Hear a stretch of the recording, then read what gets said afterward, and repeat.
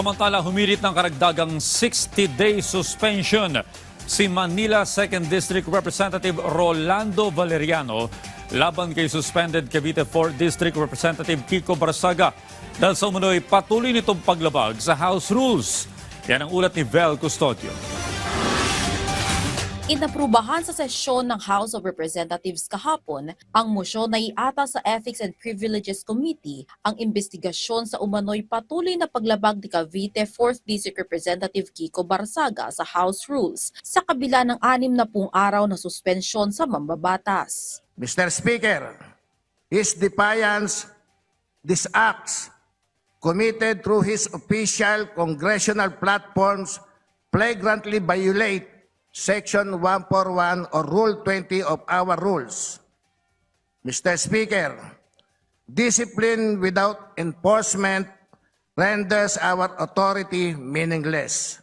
The continuing defiance of Congressman Barsaga must be addressed immediately. Ayon kay Manila 2nd District Representative at National Unity Party member Rolando Valeriano, ilan sa mga patuloy na pagsuway ni Representative Barsaga ay ang post niya sa social media kung saan pinaratangan niya na tumanggap umano ang negosyanteng si Enrique Razon ng suhol mula kay dating House Speaker Martin Romualdez bilang suporta sa speakership noong nakaraang taon. Dahil dito, nitong buwan lamang, naghain ng reklamong cyber libel si Razon, Valeriano at House Deputy Speaker Ronaldo Puno laban kay Barsaga. Pinagbintangan din ni Barsaga si humaong Congressman Romeo Acop na sangkot umano sa flood control issue.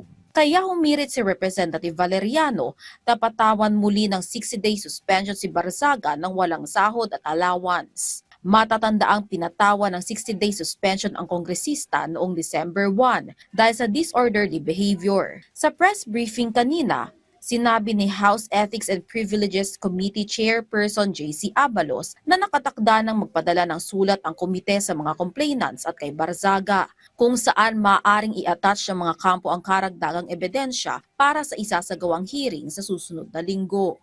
In-adopt rin ng plenary na rine-require mag-attend po ng ating respondent na si Representative Barsaga. So next week, we will make sure po na lahat po ng ating mga members ay mano-notify about the said hearing. So next week, when we tackle this matter, we will make sure that all of our rules and processes will be followed and the respondent will be given a chance to be heard. Ang nasabing komite ang magrerekomenda sa plenaryo ng karampatang aksyon kay Barsaga. Bukod kay Representative Barsaga, sinabi ng committee chair na maraming natatanggap na ethics complaint ang komite laban sa iba pang mga kongresista mula sa mga kapwa mambabatas at pribadong individual.